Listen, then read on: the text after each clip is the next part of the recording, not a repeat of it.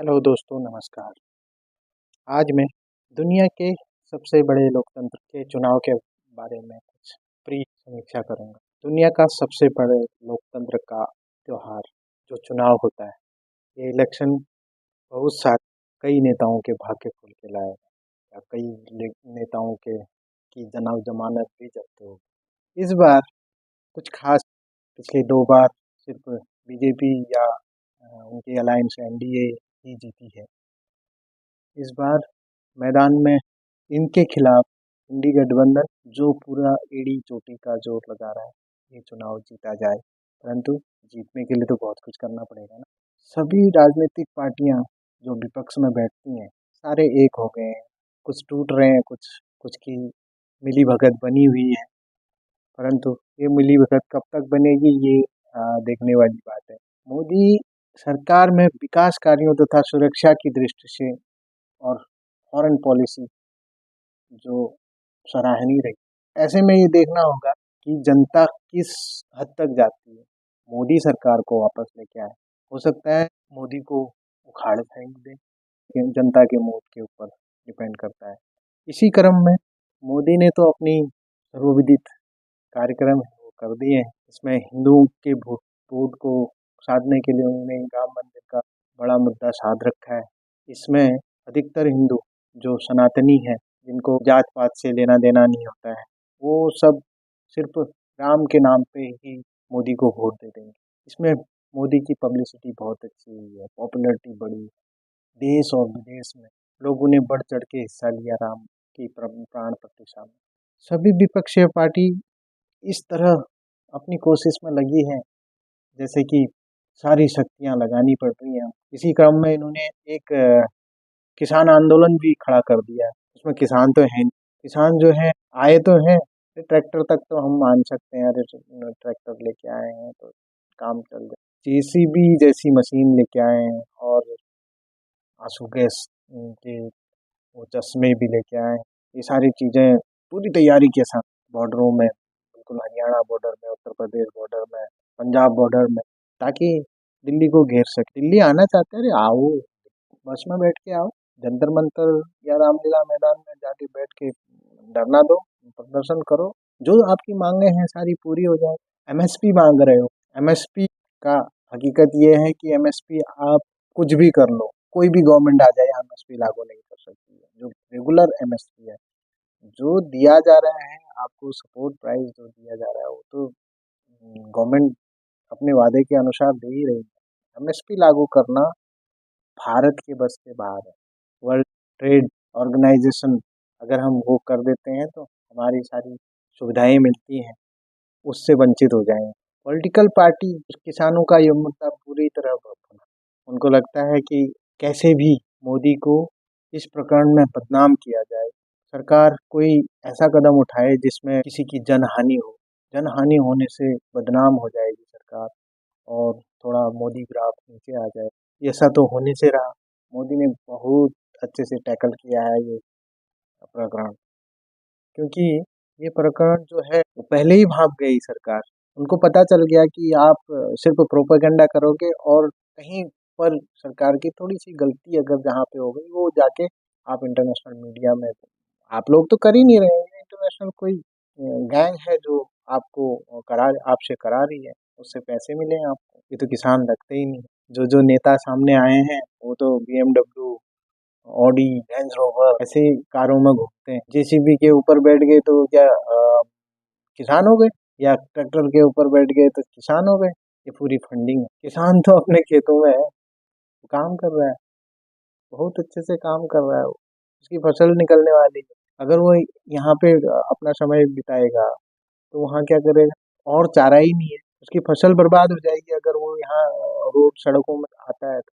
अभी एक घटना हुई थी बॉर्डर पे, किसी ने पीछे से गोली मार दी किसी बंदे को, उसमें भी मोदी ने बड़ी समझदारी से, उस एडमिनिस्ट्रेशन ने ऐसी समझदारी दिखाई कि पता ही नहीं चलने दिया क्या गोली क्या सामने से लगेगी या पीछे से लगेगी। अगर प्रोटेस्ट कर रहा है तो सामने से गोली लगनी चाहिए ना, वो भी एक ही आदमी को क्यों लगेगी? बहुत सारे लोगों को गोली लगेगी, एक ही गोली कौन चूज करके मारेगा क्या? तो अब हो सकता है वो गोली पुलिस वाले को लग जाती है, ऐसा लगता है जैसे कि बिल्कुल सटा के गोली मार, और फिर उस प्रकरण में सरकार को बदनाम करने के लिए कितना मतलब आगे की सोच थी इनकी, वो भी डिसॉल्व कर दिया गया। अभी तो कहानी बाकी है, अभी तो मैनिफेस्टो आने बाकी है। मैनिफेस्टो में तो बहुत कुछ होगा। सबसे पहला तो हथकंडा जो होगा वो फ्री बीज का होगा, जिसका आविष्कारक है केजरीवाल। फ्री बीज, 300 यूनिट बिजली फ्री दूंगा, भले ही देश गर्त में चला जाए, मैं फ्री बांटूंगा, मेरी अपनी राजनीति चमकेगी। दूसरा हॉट मुद्दा है मुस्लिम का। मुस्लिम को बनाने के लिए सभी पार्टियां इनका भला करेंगे। अरे 70-80 सालों में नहीं कर पाए तुम भला, अब क्या करवाओगे। तीसरा है गरीब, 70% गरीब को तो ऊपर लेके आ गए मोदी। अब तो गरीब मुझे तो नहीं लगता कोई है, अभी भी है 30% गरीब अभी भी इंडिया में, पर वो भी चाहते हैं कि मोदी आए। आज सबको अनाज मिल रहा है, फ्री अनाज मिल रहा है, यही तो खासियत है। भले ही मिडिल क्लास को कुछ नहीं दे रहे हैं, निम्न क्लास को और उच्च वर्ग को तो बहुत कुछ दे रहे हैं। खैर हम खुश हैं, मिडिल क्लास वाले सारे खुश हैं, ताकि देश बचा रहे। ऊपर वालों को कोई लेना देना नहीं है, हमारे पास पैसा है, हम जी लेंगे वाला हिसाब है। और नीचे वाले, हमारे पास मोदी है, हम जी लेंगे। और बीच वाले सोचते हैं, जो मिडिल क्लास वाले हो, वो सोचते हैं कि बोला यार देश बचा रहेगा तो हम तो कभी ना कोई दिन कुछ ना कुछ तो कर ही लेंगे। चौथा मुद्दा होगा मैनिफेस्टो का, दलित। दलितों को बांटना, दलित वोट लेना। पांचवा होगा जाति, जातियों में बांट के एक दूसरे को बांटना है। छठा होगा धार्मिक मुद्दा, हिंदुत्व वाला, मैं असली हिंदू, मैं ब्राह्मण हिंदू, मैं ये हिंदू, मैं वो हिंदू, ऐसा करके लोगों को लुभावन वाले। सातवां होगा सुरक्षा का, ये अहम मुद्दा। इसमें सुरक्षा का माहौल इतना अच्छा है, इन 5 सालों में ऐसा लगा कि कहीं देश में इतनी बड़ी घटना नहीं। सुरक्षा इतनी चाक चौबंद है, इससे हर एक आदमी ये सोचेगा मोदी को फिर से आना, क्योंकि उसको सुरक्षित भविष्य मिलता है अपने। आठवां होगा इकोनॉमी, जो 5 ट्रिलियन के लिए ये होगा। जो थोड़ा बहुत समझदार लोग हैं, वो लोग सोच रहे हैं कि बोला यार 5 ट्रिलियन की अगर इकोनॉमी हो जाएगी तो शायद भारत में थोड़ा और डेवलप होगा। वैसे डेवलप बहुत हो रहा है। नौवां होगा बिजनेसमैन वाला, अदानी अंबानी, इनको इनको दामाद बना के रखा है सरकार, सारा अदानी और अंबानी को ही दे दी है। ये सब ये मुद्दे सारे, विकास की बात तो कोई भी नहीं करेगा, ना सत्ता वाली पार्टी करेगी ना, क्योंकि विकास की बात करेगी तो सत्ता वाली पार्टी को खींच निकालने के लिए विपक्ष ही होगा। और विकास तो मतलब ही नहीं होता है किसी का। सत्ता पार्टी ने तो वैसे भी किया है तो वो ज्यादा गुणगान नहीं करेगी। मोदी ने तो अपनी गारंटी दे ही दी। अंत में मोदी जी ही जीतेंगे। इसलिए जीतेंगे क्योंकि हर एक इंसान को भरोसा है हमारा देश सुरक्षित रहेगा। मोदी जीता तो देश जिंदा रहेगा। अगर मोदी हार गए, प्रतीत होगा कि जैसे कि देश को चील और कौवे नोच के खा रहे हैं। ऐसा नोच के खाएंगे जैसे ये बरसों के भूखे हैं। वैसे भी बरसों के भूखे तो हो ही चुके हैं, 10 साल के भूखे हो चुके हैं। अगर बाय द वैसे तो हारना नहीं है, हार गया तो ये वो स्थिति बना देंगे जो हमारी जो इकोनॉमी यहाँ तक पहुंची है, जहाँ 3 ट्रिलियन तक अभी हम हैं, तो लाके ये 1 ट्रिलियन में कर देंगे। ऐसे नोचिंग दोस्तों, बस बड़ी मुश्किल से तो पहचान बनी है। भारत इस पहचान को गंवाना नहीं चाहिए। छोटा सा डिसीजन के कारण या पैसे के लालच में आकर वोट ऐसे आदमी को न दें जिससे आपकी जिंदगी कल नरक की तरह चले जाए। जो वृद्ध हैं, जो जिनकी उम्र 50 साल से ऊपर है, जो जिसकी 30 साल से भी ऊपर है, ये लोग भी सोचेंगे कि बोला अभी मेरे को अच्छा पैसा मिल जाए, अभी मेरी तनख्वाह अच्छी हो जाए, अगर कांग्रेस आएगी या और पार्टी आएगी तो हमारी तनख्वाह अच्छी हो जाएगी। ये सोच के अगर चलेंगे तो अगले जब आपके बच्चे होंगे, वो बच्चे बड़े हो जाएंगे, तब क्या करोगे? तब उनके लिए बहुत ज़्यादा मुश्किल हो जाएगी। अभी शेर की तरह आंखों में आंखें डाल के भारत बात करता है, परंतु ये सरकार चली गई ना, ये दुनिया वाले आपको भीगी बिल्ली बना दी, क्योंकि खींच बहुत है इनको। अभी तो सिर्फ खिसियानी बिल्ली खम्बा नोचे वाला हिसाब इनके, परंतु जब अगर हमारे पास मजबूत सरकार नहीं होगी ना, अभी वैसे साजिश कर रहे हैं तब भी हमें छोड़ेंगे। इसीलिए आप लोगों से विनम्र निवेदन, सूझबूझ कर अपने वोट को दें। अच्छा चल रहा है, विकास हो रहा है, सारी जगह शक्ति का माहौल है। जमीर को ना बेचें, 2 पैसे में अपनी वोट को ना बेचें, आंखों में आंखें डालकर बात करें। और कोई ऑप्शन मुझे तो नहीं लगता है।